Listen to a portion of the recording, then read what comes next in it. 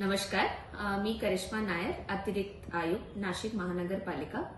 आता साधुग्रामच्या ठिकाणामध्ये आमचे वृक्षच्या सर्वेक्षण सुरू आहे आणि त्यामध्ये 1800 वृक्षांची मार्किंग जे केलेले आहे त्यावर चुकीचा बातमी सुरू आहे की जुने वृक्ष पण मनपा तोडत आहे। परंतु हे सगळे नागरिकांना आम्ही सांगत आहे की हे जे वृक्ष मार्किंग केलेले आहे ते पूर्णतः सर्वेक्षणसाठी केलेले आहे। आता ह्यापैकी जे वृक्ष बांधकाम बाधित होणार आहे आणि असं वृक्ष ज्यांचे वय 10 वर्षपेक्षा कमी आहे, जे मागच्या कुंभमेळा पासून नवीन ह्या कुंभमेळ्यामध्ये आलेले आहे, ते झुडपे आहे, ते विदेशी प्रजातीचे आहे, तसंच झाड आम्ही पाडणार आहे। आणि जुना एक पण जे जुने वृक्ष आहे ज्याची बातमी सुरू आहे की जुने वृक्ष आम्ही पाडत आहे, एक सुद्धा वृक्ष आम्ही पाडणार नाही।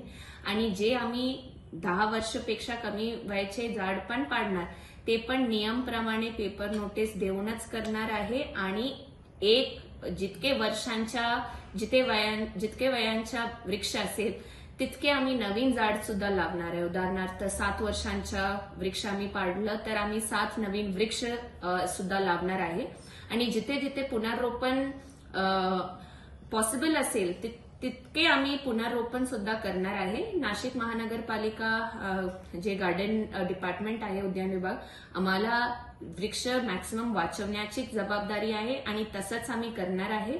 सिंहस्थ कुंभमेळ्यामध्ये जे बांधकामासाठी आवश्यक वृक्ष असेल आणि जे त्या वयाचे असेल, जे मी आता म्हटलेल्या, फक्त आम्ही तसंच वृक्ष पाडणार आहे। सगळे नाशिकरांना हे आव्हान देते की जास्तीत जास्ती वृक्ष आम्ही वाचवणारच आहे आणि जे आपल्याला पाडायचं आहे त्याची पण आम्ही पुनर्रोपण किंवा नवीन वृक्ष लावणारच आहे।